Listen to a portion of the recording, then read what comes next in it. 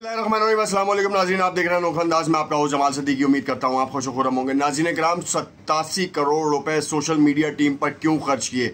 इमरान खान का मसनूई बयानिया बयाने के लिए 1050 अफराद की लिस्ट को तैयार कर लिया गया है और अब बहुत हद तक मुमकिन है कि उनको भी उठाया जाए जो कि मसनूई बयानिया बनाने में शरीक थे और जिनकी वजह से ये बयानिए तक की कहानी पहुंची है इस पूरे चैप्टर के ऊपर।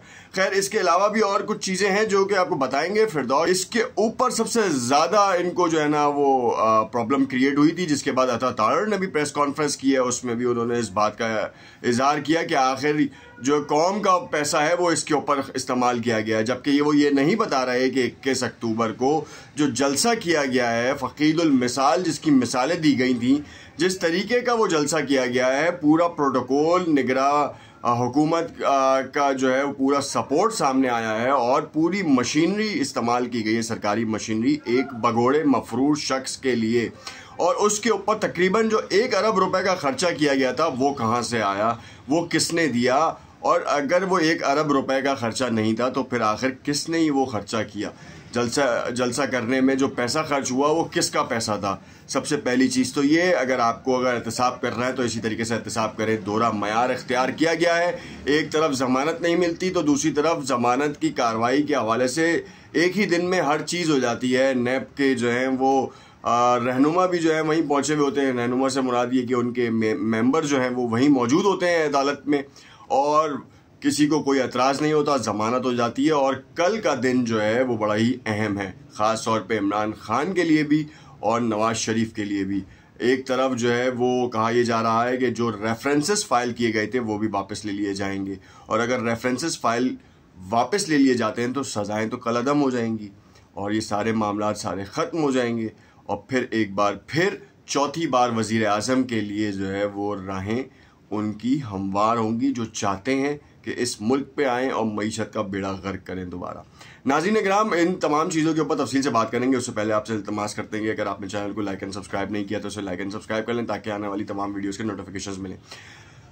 सबसे पहले आपको एक और ख़बर भी दे दूं, जो बड़ी ख़बर है। शेर अफजल खान मरवत जो हैं वो आज इमरान खान से उनकी 1 घंटा तवील मुलाकात हुई, प्राइवेसी में उनकी मुलाकात करवाई गई और इसका जो हुक्म था वो अदालत की तरफ से आया था और उसमें उन्होंने बड़े अहम राजों से पर्दा उठाया है। ख़ास तौर पे उन्होंने बाकायदा तौर पर उन्होंने अपनी तफसील बताई है, वर्जिश के हवाले से बताया और उनको जो साइकिल थी एक्सरसाइज साइकिल वो भी मिल चुकी है, वो बाकायदा जिम कर आए इमरान खान।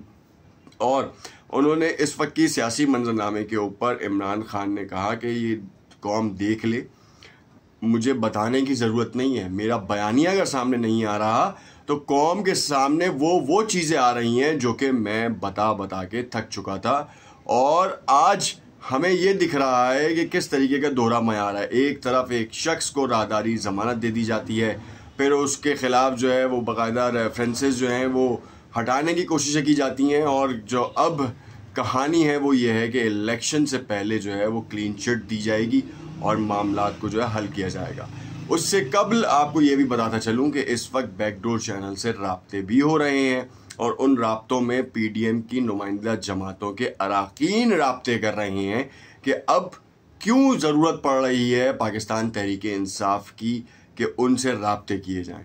निगरां हुकूमत की जानिब से भी राब्ते किए गए और इस वक्त जो PDM के सरकर्दा रहनुमा हैं अपनी अपनी जमातों के, वो क्यों राब्ते कर रहे हैं, ये आपको थोड़ी ही देर में आपको मैं इसके बारे में बताऊंगा। उससे पहले आपको इमरान खान की और बकिया बातें बताऊं कि उन्होंने कहा कि अब जो है वो इलेक्शन के हवाले से कौम तैयार रहे और मेरे पास से जो टिकट जाएंगे वो ख़ास तौर पे असातिज़ा को जाएंगे और वकला को जाएंगे।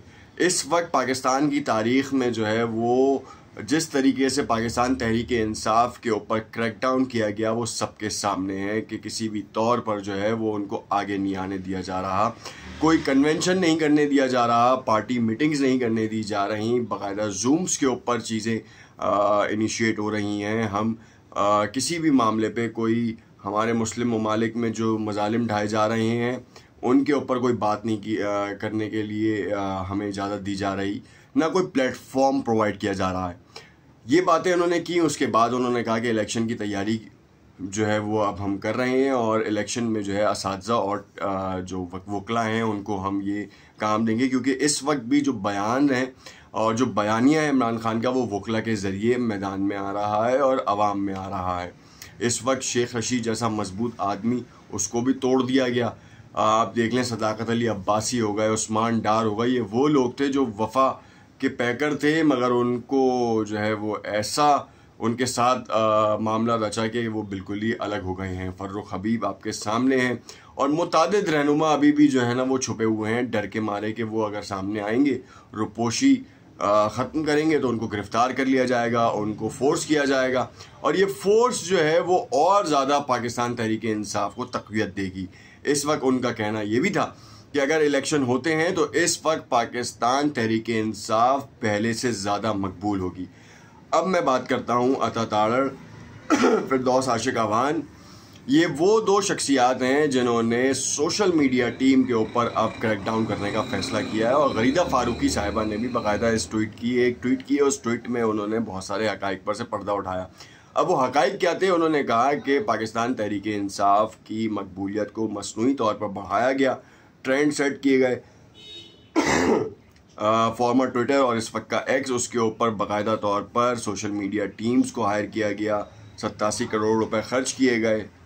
फिर उसके बाद जो है वो जब सोशल मीडिया टीम्स को जो है मसनूई तरीके से जो है इमरान खान के बयानात को मकबूल कराया गया और उनके ही रुए रवाओं को जो है वो चढ़ाया गया, तो उसके बाद फिर एजेंसीज को बदनाम करने के लिए उन ट्वीट्स का सहारा लिया गया। तमाम साबिक आर्मी चीफ और इन सब को बदनाम करने के लिए, फ़ौज का मोराल डाउन करने के लिए जो है वो इन तमाम हथकंडों को अपनाया गया। अब बात सारी ये है कि अगर आप एक माजी का तज्जिया देखें तो इमरान खान ने अपने दौरे हुकूमत में डिजिटल मीडिया विंग का क़याम अमल में लेकर आए और पाकिस्तान में बाकायदा तौर पर ऑफिशियल अथॉरिटी बनाई।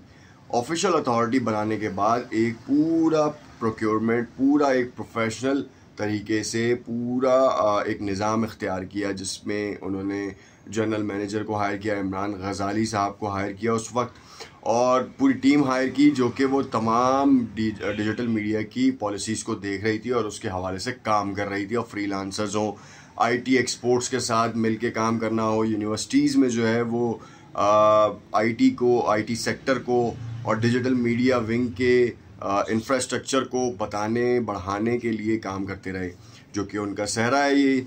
मगर हर हुकूमत के लिए जो है वो उन्होंने ये कहा, हर सूबे के लिए, कि आप अपने अपने तौर पर पीआईडीज़ को उन्होंने कहा कि आप सोशल मीडिया को भी जो है और डिजिटल मीडिया बेसिकली उनको भी जो है वो इश्तिहारात की कैटेगरी में लेकर आएँ। जैसे अखबारात को इश्तिहार जाते हैं, रेडियो को इश्तिहार जाते हैं और टीवी चैनल्स को इश्तिहार जाते हैं, उसी तरीके से डिजिटल मीडिया के ऊपर भी इश्तिहार लाया जाए, दिया जाए, और लोग जो काम कर रहे हैं वो भी मुस्तफ़ीद हो।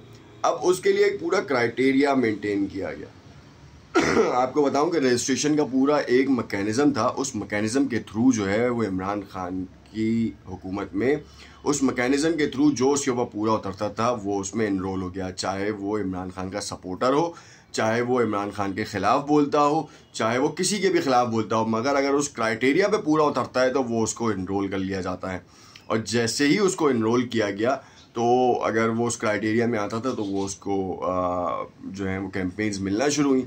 सिंध, पंजाब, बलूचिस्तान में जो है वो इस तरह का हमें मामला नज़र नहीं आया कि उनको भी कैंपेन्स मिली हो। इंडिविजुअल कैपेसिटी में शायद मिल सकती हैं तो मिली हो, मगर ब्रॉडर स्पेक्ट्रम पे उनको नहीं मिली। मगर खैबर पख्तूनख्वा में बाकायदा तौर पर इसके ऊपर बहुत ज़्यादा काम हुआ और उन्होंने बाकायदा एक पूरी टीम हायर की। अब उस टीम में इन्फ्लुएंसर्स भी थे, क्योंकि अब वो एक क्राइटेरिया के तहत थे, उस क्राइटेरिया के तहत जो है वो उनको पे भी किया गया।